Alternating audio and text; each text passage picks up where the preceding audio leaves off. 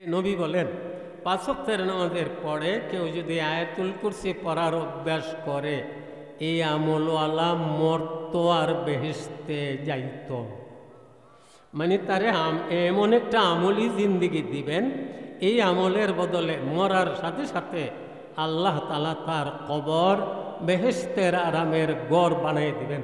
আবার আয়াতুল কুরসি এমন একটা আমল, যে আমলের দ্বারা সে তো নেকি পাবে, পরকালে বেহেশত পাবে, আল্লাহর শারীরিক মানসিক দুর্বলতা দূর করে আল্লাহর শারীরিক মানসিক সবলতা দান করে দেন। প্রমাণ হায়াতুল হায়ওয়ান কিতাব। এই কিতাবে একটা ঘটনা আছে। এক জিন নবীর এক সাহাবিকে দেখে বলে, আসো কুস্তি কর্ম। সাহাবি বলেন, আইও। কুস্তি চলছে, জিন নিচে পড়ে গেছে। জিনে বলে, আমি তাল মতো ধরতে পারি নাই। আবার কুস্তি চলক, আবার কুস্তি চলছে, নিচে পড়ে গেছে। জিনে কয়, আমি এখনও সুন্দরভাবে ধরতে পারি নাই। আবার কুস্তি চলক, আবার কুস্তি চলছে, জিন নিচে পড়ে গেছে। তৃতীয় পারে নিচে পড়া কয়, ও নবীর সাহাবি, মনে হয় আপনার কাছে আয়াতুল কুরসির আমল আছে। এ নবীর সাহাবি, যার কাছে আয়াতুল কুরসির আমল থাকবে, আমি জিন কেন, সকল জিন মিলেও তার সঙ্গে কুস্তিতে পারবে না। নবী আরও বলেন, আপনি যদি ঘুমানোর সময় আয়াতুল কুরসি পড়ে ঘুমাইয়া যান, আপনার ঘর, আপনার বাড়িতে যদি আরও ৫-৭টা ঘর থাকে, সব ঘরগুলোকে আল্লাহ তাআলা চোর, ডাকাত, সন্ত্রাসীদের হাত থেকে হেফাজত করে নেবেন। তাহলে পাঁচ ওয়াক্ত নামাজের পরে আমল: ১ নম্বরে সূরাতুল ফাতিহা, ২ নম্বরে আয়াতুল কুরসি, ৩ নম্বরে সূরা আল ইমরানের ১৮ নম্বর আয়াত, ওই শাহিদাল্লাহু আন্নাহু লা ইলাহা ইল্লা হুয়া ওয়াল মালাইকাতু ওয়া উলুল ইলম কাইমান বিল কিসত লা ইলাহা ইল্লা হুয়াল আজিজুল হাকিম। এই শাহিদাল্লাহর আয়াতখানা, এই আয়াতের বেলায় বলা হয়, আপনি যেন সাক্ষী দিলেন, আল্লাহর সাক্ষীরে প্রমাণ করলেন। কাল কিয়ামতে নবীজি এক হাদিসে বলে গেছেন, একটা মানুষের জীবনের আমল হিসাব করার পরে ধরা পড়বে তার ৯৯টা গুনাহের দফতর। আল্লাহ ডেকে বলবেন, এই দেখো তোমার গুনাহের দফতরগুলো করছ, অস্বীকারের তো আর কোনো উপায় নাই। কি করবে সে? আল্লাহ মাফ যদি করেন দয়া গুণে, আল্লাহ বলবেন একটু থামো। তারপরে দেখা যায় কাগজের মতো একটা জিনিস তার মিজানের পাল্লায়, নেকির পাল্লায় রাখা হবে।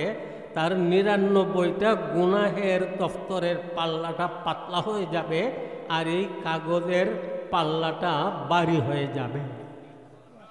আল্লাহ বলবেন, দেখো তুমি একদিন কালিমায়ে শাহাদত পড়ছিলে, কালিমায়ে শাহাদত পড়ছিলে, আমি আল্লাহকে এক বলে সাক্ষী দিছিলে, এটা আমার কাছে হেফাজতে আছে।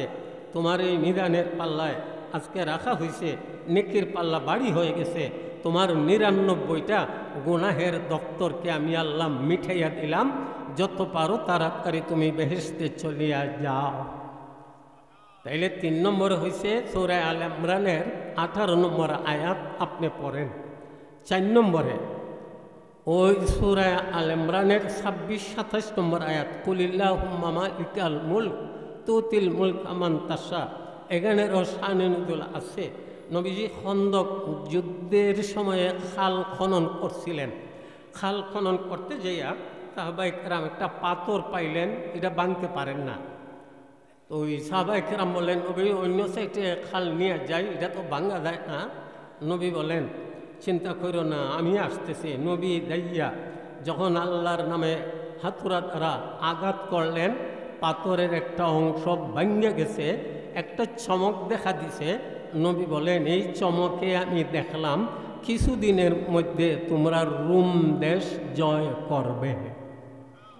আবার আঘাত করছেন, পাথরটা আরেকটা টুকরা ভাঙছে, একটা চমক আসছে। নবী বলেন, আমি চমকের ভিতরে দেখলাম কিছুদিনের মাথায় তোমরা পারস্য দেশ জয় লাভ করবে। মুশরিকেরা, বেদিনেরা শূন্য কয়, যারা বাঁচতে যাইয়া খাল খনন করে, আর তারা বলে রোম, পারস্য, পৃথিবীর বড় বড় পরাশক্তি, এগুলো দখল করবে, তা তো হইতেই পারে না। ও আল্লাহ তাআলা এই অবস্থায় আয়াত নাজিল করে দিলেন, কুলিল্লাহুম্মা মালিকাল মুলক তুতিল মুলকা মান তাশা ওয়া তানজিউল মুলকা মিম্মান তাশা ওয়া তুইজ্জু মান তাশা ওয়া তুযিল্লু মান তাশা বিয়াদিকাল খায়র ইন্নাকা আলা কুল্লি শাইইন কাদির। আল্লাহ আয়াত নাযিল করে দিলেন, আল্লাহর কুদরতি হাতে সব কিছু।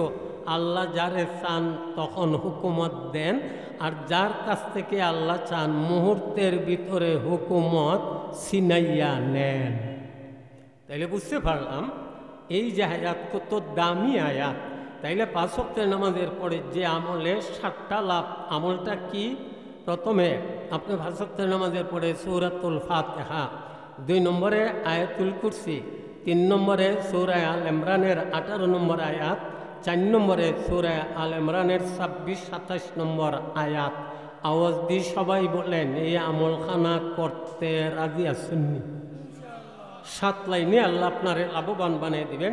সবচেয়ে বড় জিনিস বর্তমান বিশ্বে যেটা প্রয়োজন, আল্লাহ দুশ্মনের হাত থেকে আপনারে এই আমলের বদলে হেফাজত করবেন।